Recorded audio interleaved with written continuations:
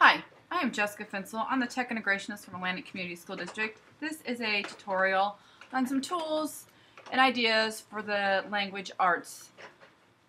So first thing I want to do is I'm going to show you some apps that are in the Chrome Web Store. So first of all, I'm in my Chrome application, browser Chrome. The next thing I'm going to do is I'm going to open the Apps tab, which is on the left-hand side, and it says Show All Apps. I'm going to click on Show All Apps. And you'll notice you have some options to access the Chrome Web Store. You can click on it right here, or you can go down here at the very bottom.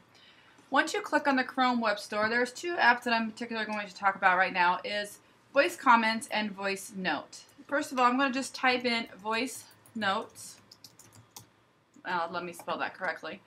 But if you're not familiar with the Chrome Web Store, in my YouTube channel, I do have a tutorial on the Chrome Web Store. Feel free to watch that 4-minute video. But I typed in Voice Notes. I'm going to go ahead and click on Voice Notes, and I'm going to click on Add. And then you'll notice if I go back to a new tab and I click on the Apps menu, you'll notice I have a new one here called Voice Note. I'm going to go ahead and click on that. Now, apps are just website tools and applications that are linked. So what I'm going to do for this one, this is a great tool for speech to text. So if you have a student that has a hard time writing or typing but can really tell a great story, this is a great way to do so.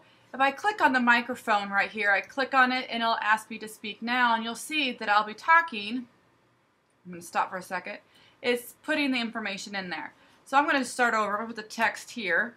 I'm going to click on the microphone and say the word test. Hold on. Test, test, test. And you can see that it is there. Now this student can copy and paste it into a Google Doc or whatever the case may be. But it is a great tool, and it has a lot of other features that you can explore on your own. But the main concept of this Voice Note is text-to-speech. The other application that I have today that I want to go over, I'm going to go back to the Chrome Store, and I'm going to go to Voice Comments.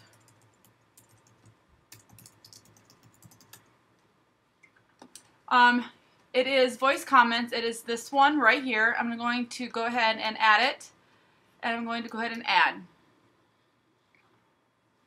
Now I'm going to go back to a new window and click on the apps, and you'll notice I have a new icon added to my Chrome. I'm going to go ahead and click on this, and it's going to ask me to accept this app so it can access my Google account. So I'm going to go ahead and accept. And it'll ask you if you're an educator, and most people that are watching this are. Now that Voice Comments is open, I'm going to select a Google Doc. I'm going to go ahead and click this one. It says Test Roger Demo. I'm going to go ahead and click on that and select. It is opening the document, and you'll notice I have two collaborators on this particular document, myself and then Roger. If I wanted to, I could send Roger a voice message if I choose to.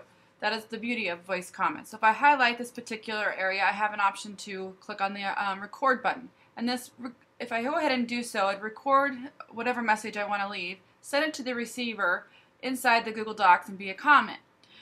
But it is a great concept if this was a research paper and you wanted to give the student great feedback. You can also do other annotating notes on here as well.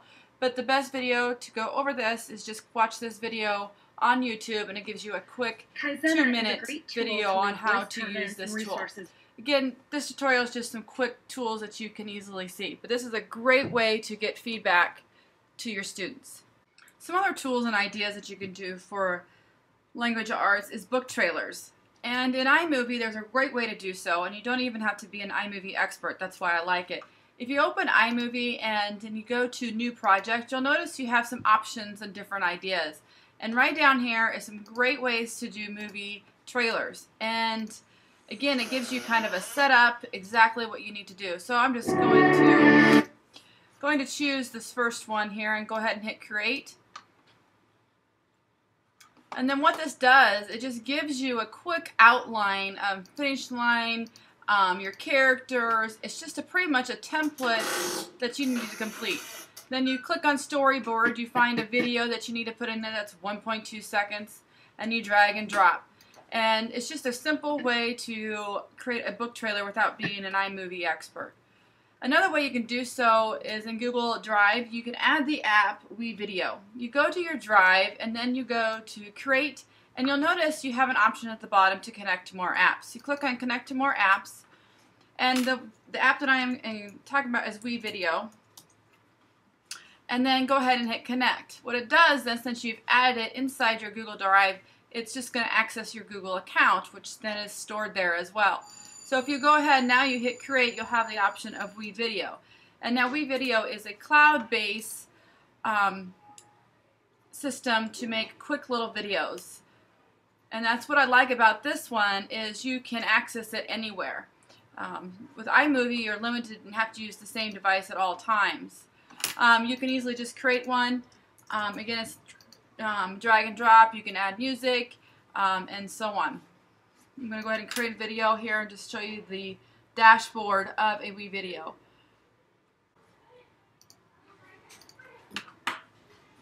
And you can see, you can start watching a tutorial, and you can see how easy it is. You can upload media, pictures, whatever the case may be. You can add photos, videos, and it's pretty much the same thing. Drag your videos down here. You can add some songs. So again, a quick way to do a video. This is also a way to have your kids do a PowerPoint if they are, frustrated, and they could do screenshots and put the presentation in there as well. But this is a great way to give an example of a book trailer. Another language tool that I have is, don't forget about Google. Let's say, for example, if I'm reading this text and I'm a student that's a struggling reader, I can go ahead and highlight this particular thing, and I'm in Chrome. Please keep in mind this has to work in Chrome. If I hit the Control button, and you'll notice, and I'm using the right click, in other words, I'm hitting Speech, Start Speaking. Welcome to the Atlantic Community School District. Our school district has a long-standing... You can hear the feedback coming back from my computer, and that is speech to text. I'm sorry, text to speech, where you can have that back to you. Let's say they also struggle with defining words, and if they see this word in text, do you see that you have the option to look it up in a dictionary? You can have them go directly to search with Google. Quick ways to find information without going to another source, and they're struggling readers. The other thing you can do is you can go to Google, and if you have a student that struggles typing or whatever the case may be, don't forget the little search by voice as well. If you click on this little icon, it's going to access if you want to hit your allow your microphone. The answer is yes. And when I'm going to hit OK, I'm going to search for the word dogs, and you'll see what happens here. 1 second. Dogs.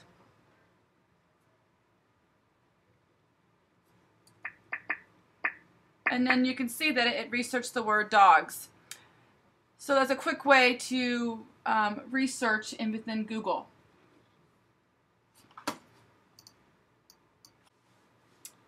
And for some other websites that would be good for language arts is this new one I found, Newsletter Beta. What I like about this one is you can click on the particular article and you can see there's different categories to choose from. You click on it and you can sign in with your account. I'm not going to sign in right now. But if you can, then if you did sign up, you could set up a class and do so, and then you can actually send quizzes with that too. So keep that in mind if you do want to sign up. But if you just want to play with this, you'll notice that you can change the particular reading ability as well. So right now it's set at this. I can go down to 730, and keep in mind, look at the first sentence and see how it changes. You can notice that it has simplified some of the wording and made it easier for some of your readers if need be. That's what I really like about it. And also you could set up a quiz for your different particular groups. If you go back to this particular one, you can also, what I would do as a Google Docs expert, I would maybe copy this particular document and put it in a Google Drive. So for example, if I copy this particular paragraph, put it in Google Drive, start a new one, and then on my Google site, I would have a list of groups, or not even have to have it on my Google site.